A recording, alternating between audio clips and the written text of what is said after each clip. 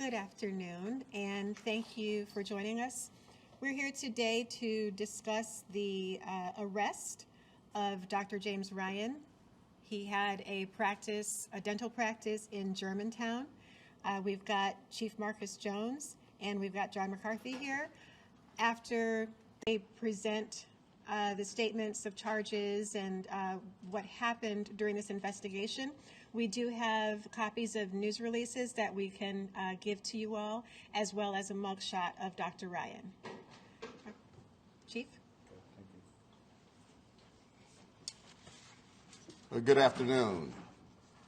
On January 26, 2022, Montgomery County Police and Montgomery County Fire Rescue Service responded to an address in the 13900 block of Godwit Street, Clarksburg, Montgomery County, Maryland, for the report of an overdose.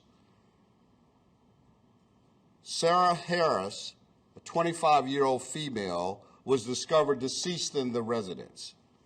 An autopsy later done at the Office of the Chief Medical Examiner's Office in Maryland would later determine the cause of Harris' death was ketamine and diazepam intoxication, and the manner of death at that time was undetermined. Harris's boyfriend, Dr. James Michael Ryan, was also at the residence that he shared with Harris. Dr. Ryan is an oral surgeon with a practice in Germantown. Also located in the residence at the time were various bottles of Propofol, midazolam, ketamine, and diazepam. Numerous hypodermic needles, syringes, and tourniquets were discovered nearby as well. These bottles are not the type of medication that would normally be dispensed from a pharmacy and are usually reserved for clinical medical settings. Detectives began an investigation into the facts and circumstances surrounding the death. Investigation determined that Harris visited Dr. Ryan in the fall of 2020 for a medical procedure. Harris had previous experience working in dental offices. Several weeks after the procedure, Dr. Ryan contacted Harris about a possible vacancy in his practice and was hired shortly thereafter. Harris and Dr. Ryan began dating right around the new year of 2021. Harris began spending significant time at Dr. Ryan's residence, eventually living there permanently in late summer of 2021. Investigators learned that family members noticed that Harris's physical appearance was changing over time and that she did not look healthy. On 2 different occasions, Harris was discovered in their residence surrounded by empty medicine bottles, similar to what was discovered at the death scene, used syringes, and bloody clothing. In at least one instance, she was discovered in an altered state and had arms that were covered in needle marks and bruises. Investigators were able to obtain copies of text messages and other communications between Dr.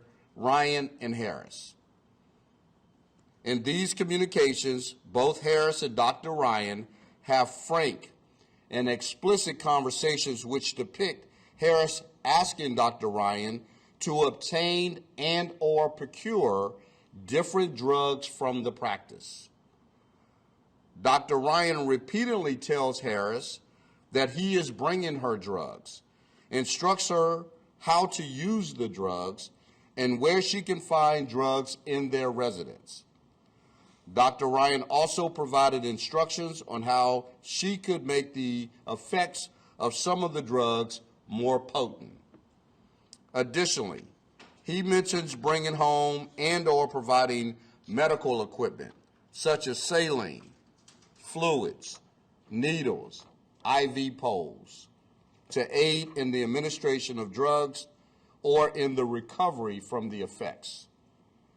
Conversations also indicate that Harris may have overdosed at least one time in December of 2021. She required CPR to resuscitate her, and investigators have not located a corresponding Montgomery County Fire Rescue Service call for service. Shortly after the overdose, Dr. Ryan tells Harris in a conversation that he dispensed ketamine to her while she was asleep. On today's date, Dr. James Ryan was taken into custody as he was going to his practice. He has been charged with second-degree murder and related crimes. Bond information is currently unavailable. There is also a tangential administrative investigation being conducted by the Drug Enforcement Administration Diversion Control Division.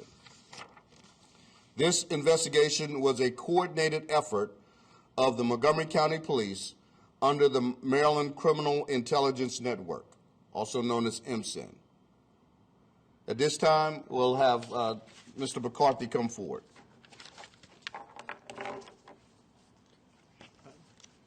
Thank you, Chief. My name is John McCarthy. I'm the State's Attorney for Montgomery County. As is obvious from the comments of the Chief already preceding my coming to the podium, the defendant is currently under arrest. He is currently pending presentation to the District Court Commissioner at the Seven Locks facility here in Montgomery County.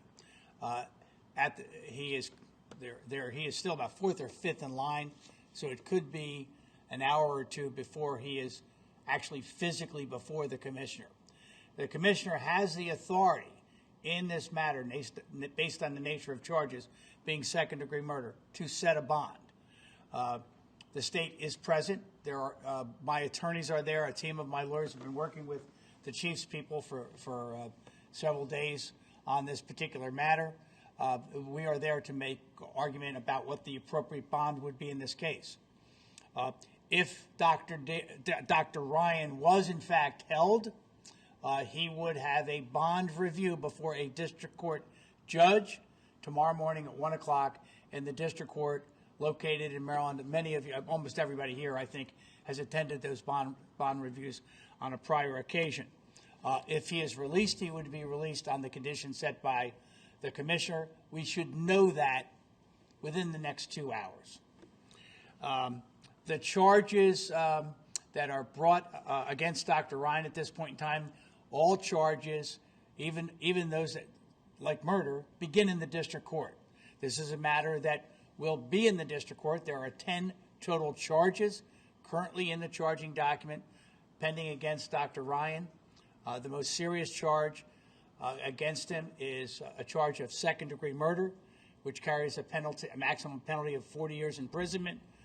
Collectively with the other charges referred to by the Chief, which are largely drug-related charges, his total exposure in terms of criminal penalty is 78 years imprisonment. Again, I want to thank the Chief. Our two offices have been working together, and I also think we want to acknowledge the work of DEA. The DEA authorities have been working with us throughout the course of this investigation, and they have had access to the doctor following his arrest as well in terms of their investigation. But in any case, I'll turn it back over to the Chief for any questions you may have for either one of us.